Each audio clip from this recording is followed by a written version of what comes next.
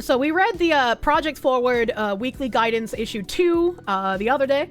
This is Issue 3. Led by Bridge, Project Forward is a cross-industry initiative designed to chart our collective path forward, meet the current moment head-on. In partnership with top experts in academia, law, and our board members, we are dedicated to equipping, educating, and empowering leaders in diversity, equity, and inclusion, marketing, and business to continue to drive inclusive innovation and sustainable growth. Every Friday, Project Forward provides critical updates on executive orders and legislative developments, figuring legal interpretations from Stacey Hawkins, Jessica Golden-Cortez, and also including the Bridge point of view. The overview for this week's update. For continued reference, these are the executive orders targeting DEI and LGBTQ+ protections that have been issued, ending radical and wasteful government DEI programs and preferencing Executive Order 14151, ending illegal discrimination and restoring merit-based Executive Order 14173, defending women from gender ideology extremism and restoring biological truth to the federal government, Executive Order 14168. Late breaking news, the National Association of Diversity Officers in Higher Education versus Donald Trump in his official capacity as President of the United States. Plaintiffs assert federal government openly non-compliant and defiant of the court order enjoining provisions of the 3 executive orders. On March 13th, the plaintiffs in the above-mentioned case requested an emergency status conference with the court, ideally on March 14th or at the court's next possible availability, regarding reports of widespread violations of the court's preliminary injunction order. The motion alleges that although they have repeatedly informed the defendants of various instances of non-compliance with the terms of the order and requested clarification from the defendants concerning their efforts to comply with the order, it has become clear that the federal government remains non-compliant. Interesting. So this is diversity officers, I guess, suing Trump, ? The plaintiffs assert that the government is openly non-compliant and defiant? Interesting. The courts are dumb. The way that it's phrased makes it sound like it's Trump saying that federal officers are being non-compliant, but then also the way that it's worded is a bit odd to me. Maybe if I can, like, Google this. Okay, yeah, so it is the diversity officers suing the federal government. It says, plaintiff's complaint challenges as facially unconstitutional 3 executive order provisions set forth in the preliminary injunction and referred to therein as the termination provision, certification provision, and enforcement threat provision. As the court explained in its February 21st memorandum opinion, those provisions run afoul of the free speech protections of the First Amendment and the due process protections of the Fifth Amendment, and so do so on their face. I see, again, this is why it's like, I don't understand why people are complaining about, like, Trump using that ancient law to, like, deport dangerous illegal criminals when they're trying to do, like, this crazy shit as well. It's like, do we just sit here and let them keep dicking us? Like, what do you want, man? What do you want, man? Government policy isn't the First Amendment? I guess not. Plaintiffs have shown a likelihood of success on the merits that the termination and certification provisions, enforcement threat provisions, in part on their face, constitute unlawful, content-based, and viewpoint discriminatory restrictions on speech in violation of the First Amendment, and on their face also run afoul of due process because of their vagueness. Oh boy, okay. So, this is weird. The motion alleges that although they have repeatedly informed the defendants, Trump and his administration, of various instances of non-compliance with the terms of the order and requested clarification from the defendants concerning their efforts to comply with the order, it has become clear the federal government remains non-compliant. Additionally, public reporting indicates that federal employees are openly discussing their intention to ignore the order. Well, like, again, this is worded as in, like, it's Trump upset with federal employees who are not going to comply. So, like, now, like, this is just worded in a very confusing way in the Bridge letter. Alleged evidence of non-compliance. The motion goes on to say that the federal government appears to be violating the preliminary injunction in this case. In an article published yesterday in Rolling Stone, which plaintiffs submitted to the court, it was reported, based on reviewing documents and conducting interviews with sources within and outside the government, that the Trump administration officials have explicitly told staff and outside groups that they view the court order as irrelevant, and that the DEI crackdown contract language will remain. The allegations include that, despite the injunction, certain parts of the administration, including the U.S. State Department, continued attempting to force this provision, the certification provision, on contractors and grant recipients, threatening their funding if they failed to sign it. The administration hasn't bothered to inform various nonprofits and grant recipients that they do not currently have to comply with the president's orders. Recipients believe that officials in the U.S. government are just pretending it didn't happen. This is really funny considering the articles we've read about, like, college professors and shit having to sign decrees that they are, like, agreeing with DEI nonsense. It's okay when you force people to sign contracts related to DEI in order to keep their jobs, but it's not okay when the federal government tries to actually protect people's civil rights. That's interesting. That's interesting. One source told Rolling Stone that a U.S. official stated they knew about the court injunction and what it meant, but that the senior ranks of the Trump administration had explicitly instructed staff to enforce Trump's executive orders, to ignore the court's injunction, and to pressure partner organizations if need be.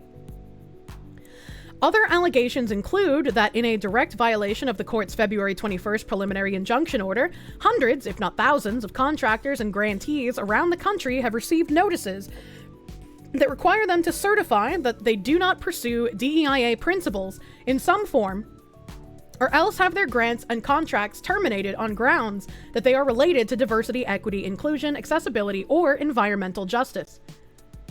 And this is why it's like, I've been saying it's great that Trump is doing this, but these people are not going to give up without a fight. It's great, and I want to see it continue, and like celebrate that it even began happening at all, but pay attention and keep watching, because it could become this just like crazy fucking illegal tied up nonsense, because these are ideologues who are determined to bring about the cultural shift they believe is necessary in this country. And you can't fight against people who are by any means necessary by just like assuming things are going to be okay. It's funny how she tosses accessibility in there to muddy the conversation. Yep. This all comes only a few days after the court's March 10th, 25 order in which the judge clarified that the preliminary injunction applies to all federal executive branch agencies, departments, and commissions, other than the president, not just those that were specifically named in the complaint. As a reminder, on March 3rd, 25, the same court denied the government's request to permit the enjoined provisions of the executive orders to go into effect pending its appeal of the injunction, filed on February 24th, 25. The government's motion was denied for the same reasons that it granted the injunction in the first place, due to constitutional deficiencies. The bridge point of view on all this nonsense: nobody is above the law. This includes all agencies of the federal government as well as the President of the United States. While there was a temporary shift in focus away from DEI to other issues as laid out in Project 2025, we will continue to follow this late-breaking news closely and report updates. As things continue to unfold, it is important to take advantage of this time to reflect on the facts, get uncomfortably comfortable with patterns of chaos, realign against your business priorities, and know your rights. Some important facts: an executive order is a directive for how the federal government must act under the law. In and of itself, it does not have the force of law. Therefore, executive orders can be overturned if they violate federal or constitutional law, as evidenced above. I don't know why she says as evidenced above, because they didn't get overturned. There's a judge that was just like, hold on, we're not going to let you put this into full force yet.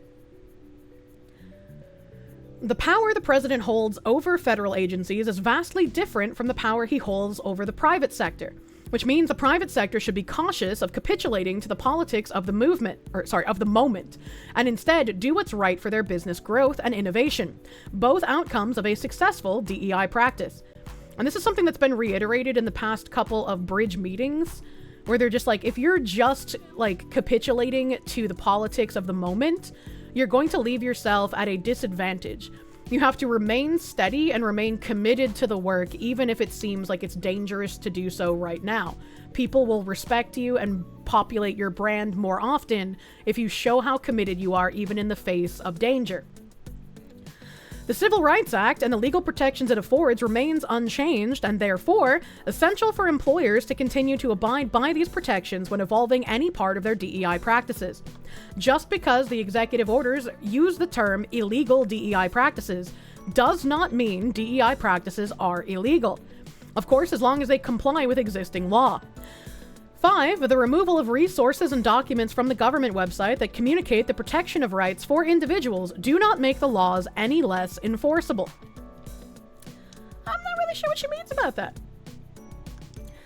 Take advantage of this time to 1. Ensure collaboration led by DEI in partnership with leaders from legal, marketing, and revenue to review your DEI strategy.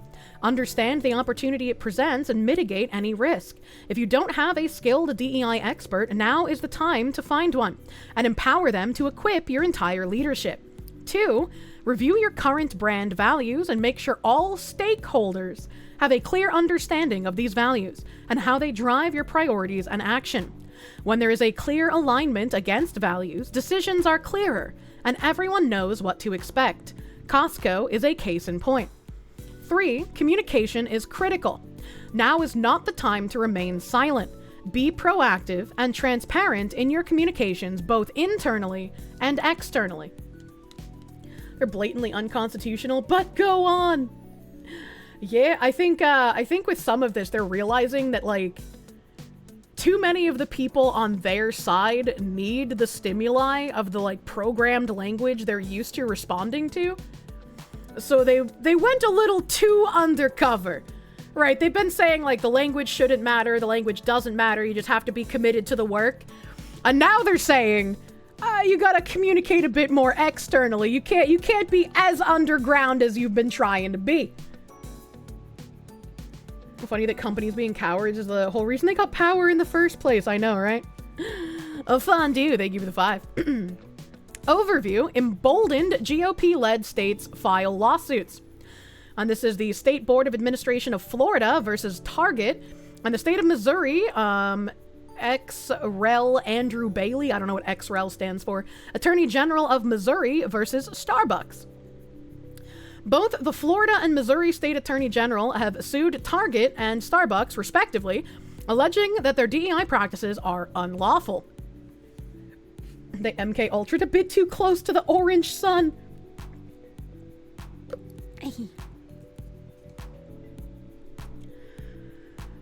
The legal interpretation from the lawyers involved in this.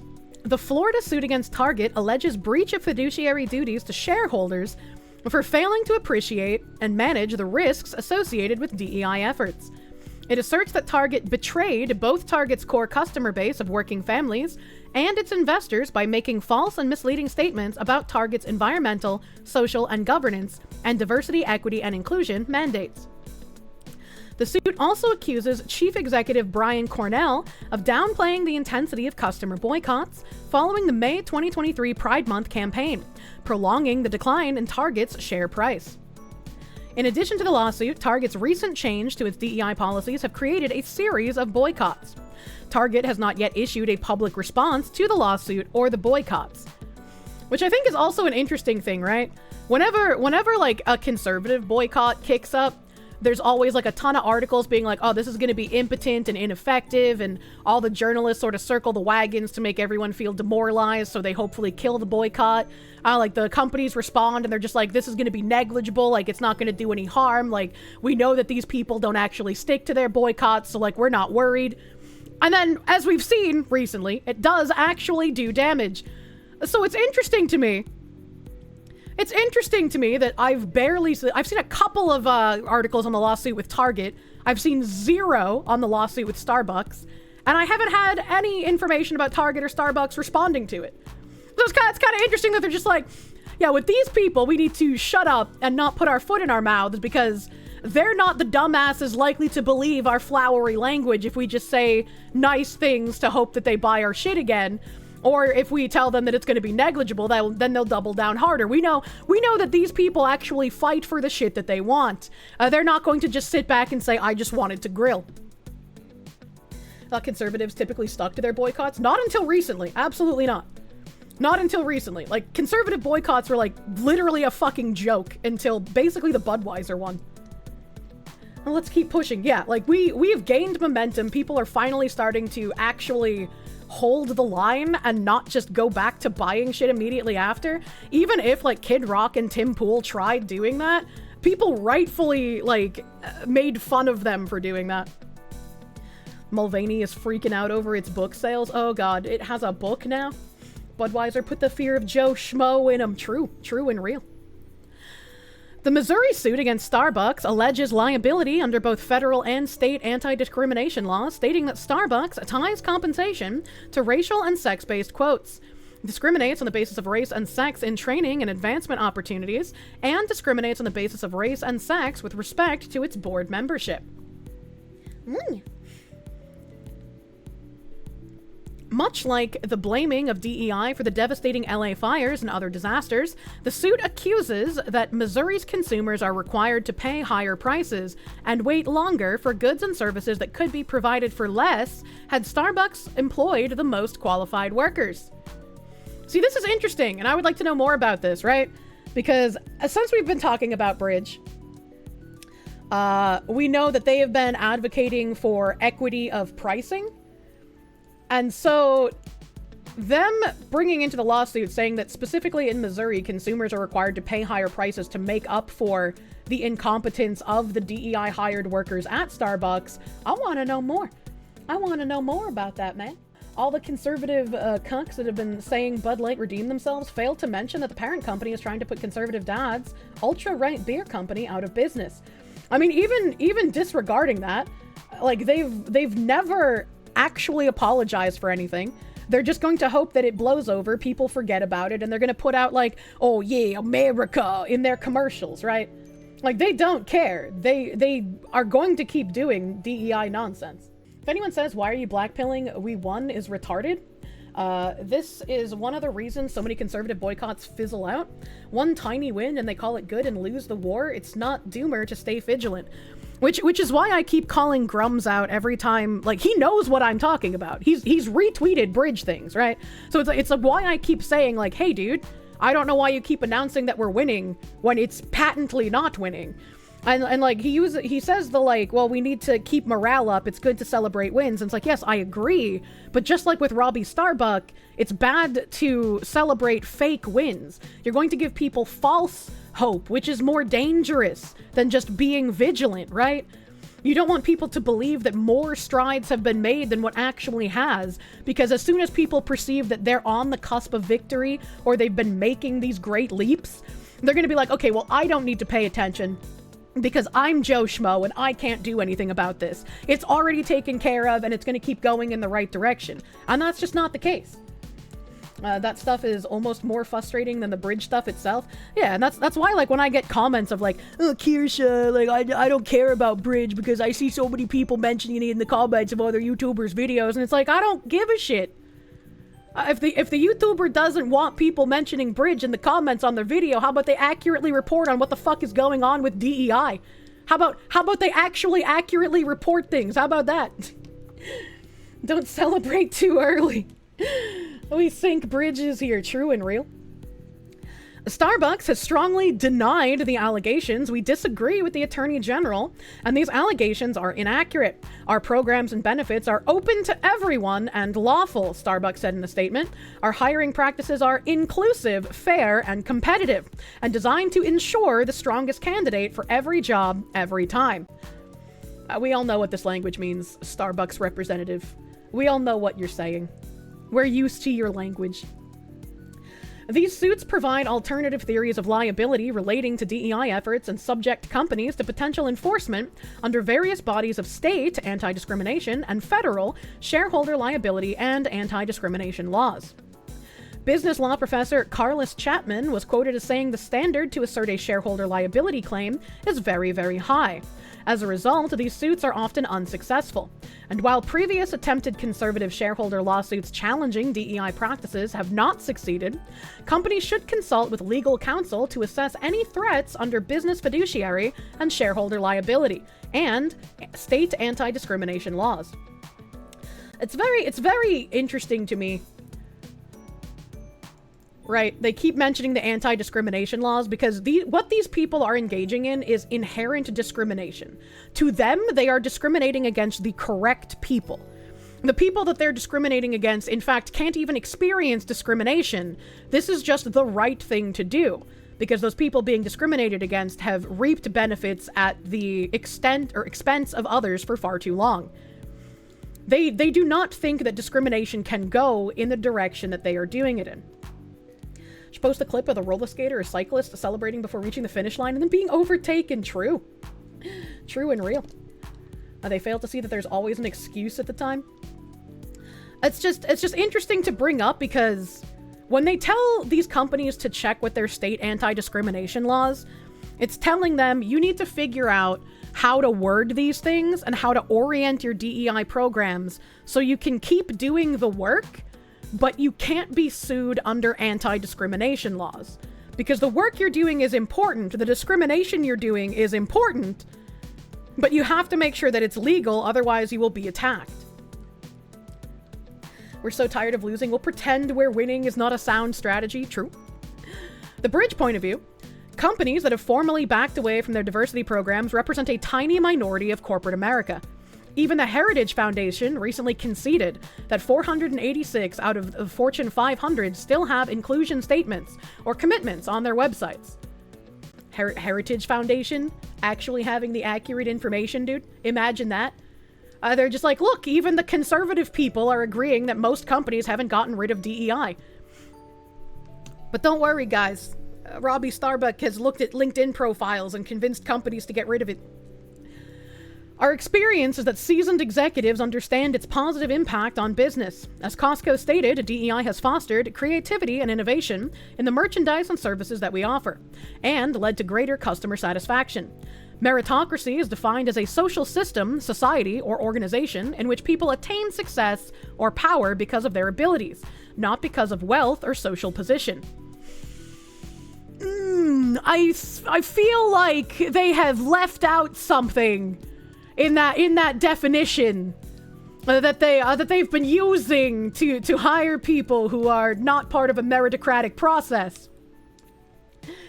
Critics of DEI have asserted this definition repeatedly as an attack against DEI, stating that women and black and brown people are hired based on race and gender rather than their qualifications, pejoratively labeling them DEI hires. Because this is true. This is like a factual reality that we can see before our very eyes. And as someone who is a woman, I've had to question when I get a job that I'm not qualified for, if the people hiring me are hiring me to just check a box, or if they're hiring me because they think I am capable of learning the position. Why was I hired in the first place with zero knowledge of how to do the job? That's been the thing for like 30 years. Stop lying. Yeah, don't believe your lying eyes, chat. Don't believe your lying eyes. Like, they're trying to twist this around and make it into like a sexist and racist thing. It's not sexist and racist from the people who don't want this to be happening, right? Like, yes, women should have job. Yes, minorities should have job. They should be hired because they meet the qualifications, not because they are a woman or because they are black or because they are gay or whatever the fuck. Those characteristics should have literally zero bearing on whether someone gets hired or not.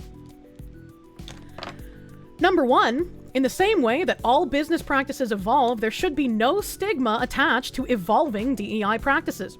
Despite the collision with politics, the evolution of DEI practices should be subject to the same rigor as other business practices. Figure out what's working and what isn't. Strengthen its attachment to business impact and mitigate risk.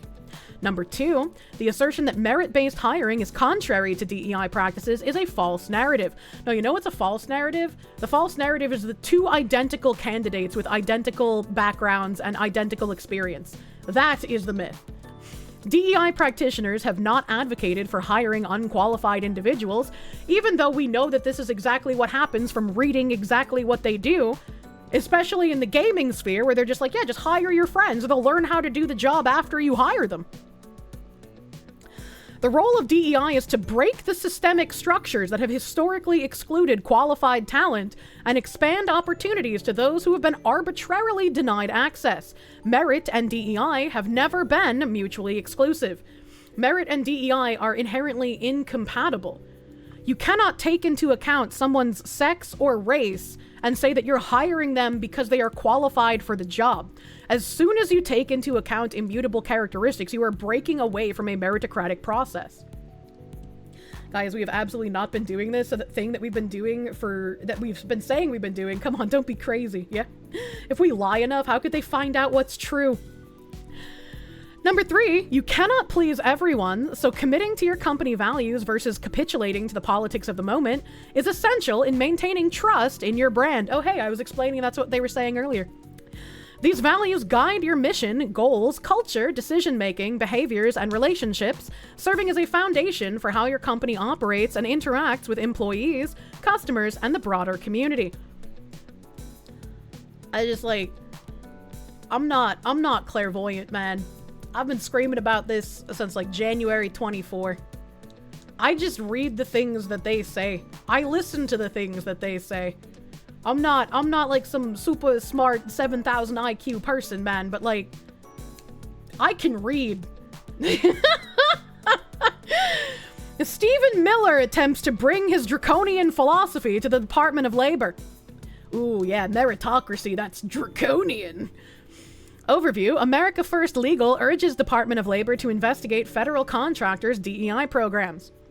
America First Legal, operated by Stephen Miller, former Trump senior advisor and current deputy chief of staff for policy, known for sympathizing with extreme white nationalist ideologies, filed a formal request with the OFCCP, the Office of Federal Contract Compliance Programs, to investigate a number of companies and universities with federal contracts for allegedly operating DEI programs in violation of federal anti-discrimination laws.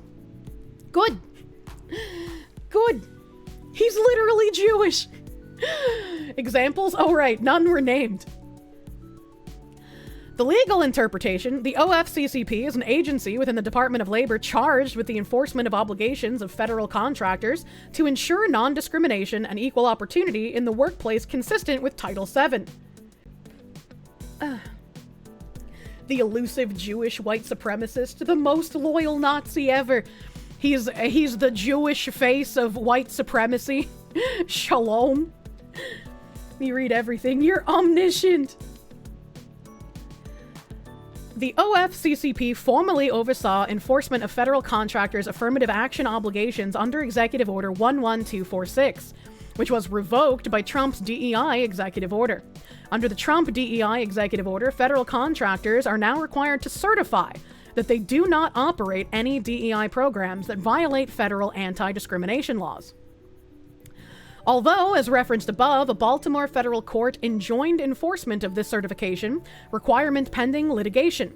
This injunction arguably does not prevent the OFCCP from performing routine investigations of companies under its jurisdiction, which includes most federal contractors, to determine if they are in compliance with their non-discrimination and equal opportunity obligations under Title VII. If this investigation uncovers any wrongdoing, i.e. unlawful conduct on the part of a federal contractor, the OFCCP could initiate debarment proceedings against the federal contractor and/or refer the matter to the EEOC or the Department of Justice for further enforcement, including litigation or settlement. However, there is no specific reference of DEI practices as grounds to apply debarment. And this is why I can unfortunately agree with these people when they say that the wording is kind of vague. But also, when you are Trump and you are trying to litigate in an executive order, we want to get rid of DEI practices and any other name these practices decide to disguise themselves as. When you're fighting an enemy that uses wordsmithing and subversion of language, you cannot pin them down by using precise language. Because if you use precise language, they're going to wiggle out of it as they've done for decades. So you have to have vague language. But as Americans, we hate vague language because when we see something with vague language, we think, how is this going to be used to take my rights away? How is this going to be used in an ineffectual manner and as an overreach manner from government entities that should not have that kind of power? And so you're caught in kind of like a catch-22, where it's like, I want my enemies defeated, but I'm not willing to put forth what needs to be done in order to defeat them. It's like trying to grab smoke. Yeah, it's frustrating. The bridge point of view of all of this: DEI practices have always had to operate within the law and abide by federal anti-discrimination laws. Until you got caught and people realized your anti-discrimination affirmative action laws were actually discrimination. How long did it take people to realize that affirmative action was just discrimination? How long did it take us to get to this point, regardless of how many people knew it was discrimination from the beginning? There were people who knew as soon as affirmative action was being put into practice what it was and how dangerous it was. But it didn't matter that some people understood what it was. Obviously, it still got pushed through, and obviously it was still used for decades. So it's like these people who are just like, oh, we know what this looks like, bridge isn't gonna matter, they're not gonna be able to keep doing this. How did affirmative action stay on for so long? How did critical race theory stay on despite so many people calling it out? How do we have these teachers teaching flawed history when everyone's been calling it out? Because despite calling it out, the majority of people don't understand what it is, and no action had actually been taken to get rid of it. I know, let's practice discrimination and call it something else. As referenced above, all agencies are subject to the preliminary injunction against the executive orders, including the OFCCP. Additionally, governed by the Federal Acquisition Regulation rules, the purpose of debarment or suspension is to protect the federal government from fraud, waste, and abuse from the companies with which it contracts for business. There is no current mention of DEI practices per se as a cause for debarment or suspension. No, you see, I feel like everything DEI related is fraud, waste, and abuse. In fact, according to the U.S. General Services Administration, the general causes of suspension and or debarment, I keep wanting to say disbarment like a lawyer. Debarment are commission of fraud, embezzlement, theft, forgery, bribery, falsification, destruction of records, making false statements, tax evasion, violating federal criminal laws, receiving stolen property, an unfair trade practice, violation of antitrust statutes, willful or a history of failure to perform, violation of the Drug-Free Workplace Act, delinquent federal taxes, more than 3,000, knowing failure to disclose violation of criminal law, and any other cause that affects present responsibility. Hello, Cheemsball. In fact, according to the U.S. General Services Administration, the general causes of suspension... Okay, this is what we read to you. We read this. So, like, again... They're trying to be like, we actually weren't doing anything wrong based on the exact wording of this law. There's no way that you can loophole us into saying that we were doing something wrong. We're completely in the right here. Despite the magnitude of federal government contracting, less than 5% of private businesses in the U.S. contract with the federal government. As always, ensure that all programs and initiatives comply with existing law. While the antagonism towards DEI will continue, the Supreme Court has consistently said that DEI efforts are not only permissible, but in its most recent case involving Harvard University, the court called diversity a commendable goal. That's true. Remember, the courts are on your side. You can keep being a weasel-wording person pushing your DEI and pushing your ideology because you know how to exploit all of the loopholes in our legislature. And if you specifically don't, we have lawyers who can help you. We cannot stop lawsuits from being filed, but understanding the intricacies and nuances of what governs practices is empowering and critical in responding to and challenging these allegations. Edward Blum files suit against nonprofit Illinois law that encourages board diversity. Edward Blum has actually gotten several nonprofits shut down, so he's been wildly successful in comparison to anything else. American Alliance for Equal Rights plaintiff versus Kwame Raoul in his official capacity as Attorney General in the state of Illinois. James Bennett, in his official capacity as director of the Illinois Department of Human Rights, and Alexei Giannoulias, in his official capacity as Secretary of State of the state of Illinois. The DOJ has intervened in support of a suit filed by the American Alliance for Equal Rights, a group operated by Edward Blum, who is behind the Students for Fair Admission and the overturning of affirmative action, to challenge an Illinois law that requires nonprofit organizations to publicly disclose data about the demographic composition of their officers and board members.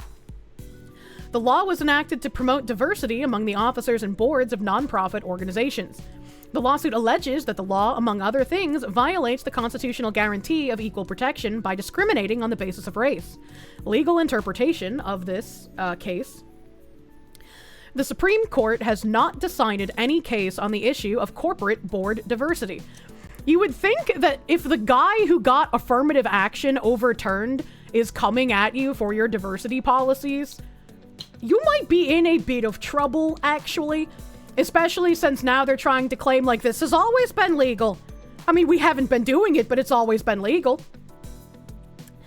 However, the SEC had approved a board diversity rule adopted by NASDAQ in 2021, requiring that all companies listed on the exchange have at least one woman and one underrepresented minority or LGBTQ+ person on the board of directors. There was a lawsuit filed against the NASDAQ, and I'm pretty sure they dropped that rule. I know we read that on stream at some point. Oh, he says it in the next sentence. A suit was filed challenging this rule, and in December of 24, the Fifth Circuit invalidated the SEC approval of the rule, but not on the basis that the rule constituted unlawful discrimination. Instead, the court held that the SEC had exceeded its regulatory authority in approving the rule. See, that's where it is. You're allowed to discriminate in the manner of mandating that one woman and one underrepresented minority or LGBTQ person be on the board of directors. You just can't have a governing body be the one who makes that the mandate. So as long as you don't have a governing body making that the rule, you can do that as much as you want because the court didn't say it was discriminatory. We love them loopholes, do we not? The Illinois law would not be subject to similar arguments about the limits on its legislative authority, so any reviewing court would likely reach the substantive question of whether the Illinois law violates the prohibition on race discrimination. The Illinois law is different from the NASDAQ rule in important respects. The Illinois law is merely a reporting law. We're merely asking you to report these things. Whether or not you may face repercussions isn't part of the law. We love loopholes. Whereas the NASDAQ rule arguably required the consideration of race and/or gender in the selection of directors, the Illinois law, by contrast, does not require entities to select persons on the basis of their race or gender. Instead, it allows entities to select persons on whatever grounds they deem appropriate, and only requires those entities to publicly report the results of those decisions. Once again, you cannot defeat people who use wordsmithing and subversion of language if you are going to play exactly by the letter of the law. You have to play the same exact game that these people do if you have any hopes in beating them. And when you start unraveling their word games, that's when they start freaking out. Because they don't want more people to know what they actually mean when they're talking about these things. And the more people that know, the more cornered they're going to feel. It's no longer the Security Exchange Commission, it's a Sex Exchange Commission. The yellow, oh god. AI are stupid and biased, only because of the human injection. The mere fact that this law was enacted to encourage greater diversity does not thereby turn the law into an illegal preference. Moreover, numerous federal courts, including the Supreme Court, have endorsed diversity as a legitimate goal that may be pursued so long as that pursuit does not entail race-based decision-making. And again, this falls in line with what we've seen some colleges doing, like the one from Maine that I reference pretty frequently, where they said, we're going to continue having like an African American student group. We're going to have the Asian Pacific Islander student group. We're going to have the LGBTQ student group. You can apply to these even if you don't fit the criteria, but they're for these people. And so even if, as long as you're allowed to apply to them, they don't have to accept you. And anyone with a brain knows that they're not going to accept you. But because they say that anyone can apply, that means that they are not running afoul of any laws that are currently in place. You can try, Lamau. Yeah, exactly. The Bridge point of view on this: Illinois is the first state to mandate the reporting of nonprofit board makeup, requiring certain Illinois non-for-profit corporations to post aggregated demographic data about their directors and officers on their websites if a publicly available site exists. Other states have implemented diversity mandates or policies for corporate boards, but not specifically for nonprofit organizations. For example, California has laws mandating the number of women, minority, and LGBTQ+ board members for corporations headquartered in the state, but these requirements do not apply to nonprofit organizations. Therefore, as of now, Illinois stands alone in requiring this level of disclosure for nonprofit boards. How is California able to mandate a specific number of people and that be actually legal? Like, I know California at one point tried repealing their anti-discrimination law, and I don't think that ever worked. So my question is how are they able to have that kind of a law and it doesn't run afoul of any sort of like federal anti-discrimination? It's not legal, they just do it anyways. Well, I mean, yeah, I know when they just do things anyways when it's not legal, but this seems a little on the nose, right? Like, at least they tried to hide it behind things like an affirmative action before, but this is literally just saying, yeah, we're mandating this, right? At this time, there is nothing illegal about reporting on the makeup or boards of companies, even with the stated goal of encouraging diversity. It is not the same as requiring race-based decision-making. We're merely telling you how many people of different immutable characteristics are on our board, and if you happen to see, more women or more minorities getting appointed to the board after our reporting, that is merely coincidence. These were the most qualified people for the job, I assure you. We're encouraging diversity because diversity is our strength. Believe you me, I'm not doing anything illegal. While this is a discrete case to a specific state and a specific company status, it is critical that all companies review their DEI practices to ensure they comply with current anti-discrimination laws and do not include numerical quotas and targets. Again, Bridge has been saying since a year and a half ago, since we've been reading their shit, because it was before I even started reporting on it, before I even knew about it. They've been saying that a lot of the stuff companies are doing need to be more obscured because companies are leaving themselves open both to public pushback and scrutiny as well as lawsuits by having these things stated as boldly as they did. 3, the power of understanding all these cases gives company insight into the motivation behind the rabid attack against DEI practices. It is important, though, to recognize, as Cisco CEO Chuck Robbins said, DEI is being discussed like it's a single-issue discussion, and you either believe it or you don't. In reality, it's made up of 150 different things, and maybe 7 of them got a little out of hand. I think those 6 or 7 things are going to get solved, and then the core reasons you have a DEI strategy are still there from a business perspective. And then it's just information on their little retreat and their business calls down there. So they won't tell you a number, but will fire you if you hire too many of one type. That's just how it goes. It's just like taxes now, isn't that great? You just gotta make educated guesses. I guess if you were more dedicated and committed to the work, you might not have to guess because you would already know what's going on. You are one of us, aren't you, comrade? All of them is Marxism. Yep. So this last email that they sent out this morning, Bridge 25 Forward, inclusion from workplace to marketplace impact. From laying the foundation with your organizational structure to how you see, serve, and show up in the market, inclusion as a business practice presents a proven, tangible, and transformational opportunity for companies to accelerate their growth and future-proof their business. These inclusion leaders will discuss the impact of 1. Building inclusive teams with values set by an inclusive leadership. 2. Placing inclusion at the center of how you develop and adapt products. 3. How inclusion influences the way your brand shows up in the market, from customer experience to media and creative, and so much more. And the speakers who will be talking about this are Victoria Russell, the Managing Director, Inclusion and Sustainability Strategy Leader at PwC. I don't know what PwC is, but do you see the name change? She is no longer a DEI leader. She is an inclusion and sustainable strategy leader.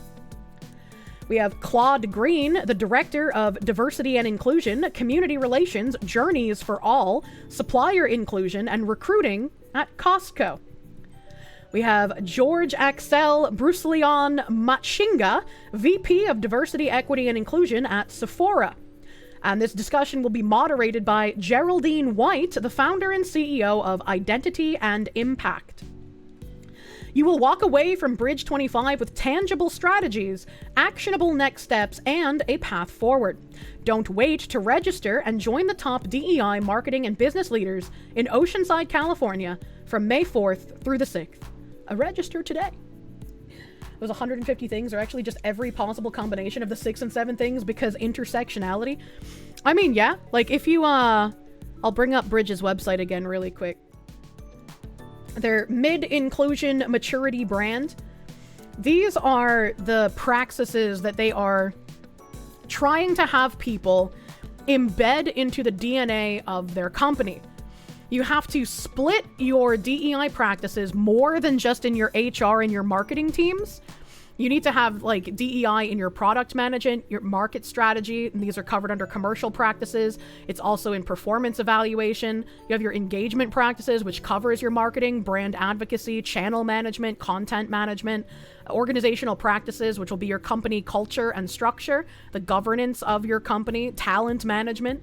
And so if you go around this like little horrific cell, if we look at the commercial practices, you want to create features to expand accessibility, DEI criteria in brand guidelines, governance of pricing practices to ensure equity, policies to ensure equitable availability, DEI criteria in distribution choices, DEI criteria in product design, products for underrepresented communities, DEI criteria in marketing strategies, use of need-based segmentation, clarity on social stands, clarity on underrepresented communities to serve, understanding of underrepresented communities, DEI criteria in research design, measure inclusion among your consumers, measurement of DEI progress, and inclusion as a brand KPI, inspect brand content to ensure diversity, content audits to assess inclusion, customize content to expand inclusion, DEI criteria when selecting influencers. How many articles have we read about Gen Z caring more about products that they're being sold if the influencer or content creator that they're receiving the messaging from is not white, not male, and is some form of the LGBT? We've read that in multiple articles. Whether it's true or not doesn't matter. This is what these people are pushing.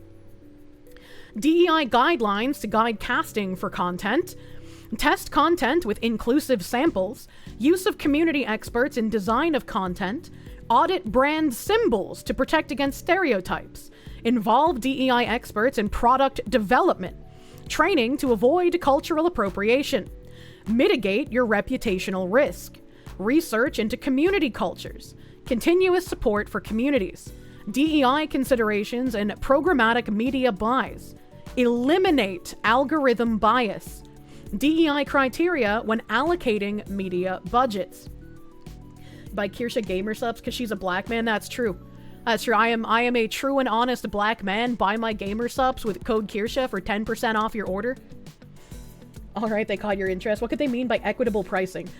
Equitable pricing, and we've seen like surge pricing be implemented as a... I feel like surge pricing is a test bed. I feel like there's surge pricing where they charge you more at peak hours of the day and less at like non-peak, so like lunch rush kind of things. Obviously, this is a money-grubbing tactic by the companies, but when this started rolling out after I learned about Bridge, I was like, this is basically a test bed for the equitable pricing. If you live in an underserved community, you will pay less for products than that same product in a more well-off, affluent neighborhood. The equity of product pricing means that your immutable characteristics and where you live are going to be taken into account for how much a product you buy is going to cost you.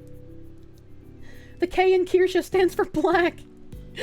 Surge absolutely is a test bed to see how badly they can cram equitable pricing down people's throats. That is exactly how I feel that this is. Obviously, surge pricing in and of itself is something companies would do regardless of the Marxist programming for equitable pricing, because it's just another way for them to nickel and dime you out of more money.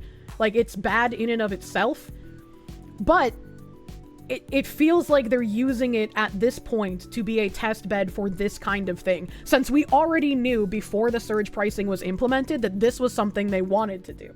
I'll just again, for a refresher, since it's been a while since we've read these, I'll read the other half of the little cell thing here.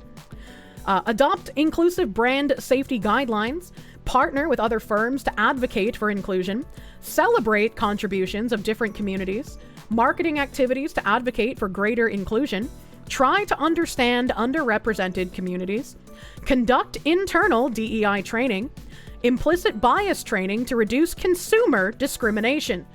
This was another thing that was very important in a lot of the bridge interviews that we have listened to, is talking about how to impart anti-bias training to your consumers. So not just your employees, you need to be doing the work to influence your consumers so that they also believe in the goals that you're trying to achieve. Incentives to promote an inclusive culture. DEI as criteria in performance evaluation. Development opportunities for diverse talent, because why have opportunities for everyone? Reduce role of recommendation letters in hiring. DEI criteria when hiring marketing talent. Anti-bias hiring process. A DEI as criteria for compensation. Establish employee groups, those are the ERGs. Leaders work to create a culture of inclusion. Adequate representation in the marketing team. Representation in marketing from communities served. Representation in marketing leadership. Your leaders value DEI. That one is interesting because it's basically saying hire the acolytes into leadership positions, because once the acolytes are embedded there, everyone will be forced to comply. Case for importance of inclusion on growth. DEI criteria guiding agency talent. Policy against microaggression. Dedicated person to manage DEI progress. Leaders accountable for inclusive growth. Public report of DEI metrics. Took the bias training in 2014 and it made you hate corpos. If anything, they're trying to implement it on consumers. There's going to be a lot of pushback. Yeah, and a lot of DEI acolytes have mentioned that everyone hates the bias training and that they need to find a way to impart this bias training in a way that people who are taking it are forced to take it seriously. Because as of right now, it actually increases bias because nobody wants to do it. Burgers? Yeah. Fucking burgers, man. Oh, fucking burgers, man.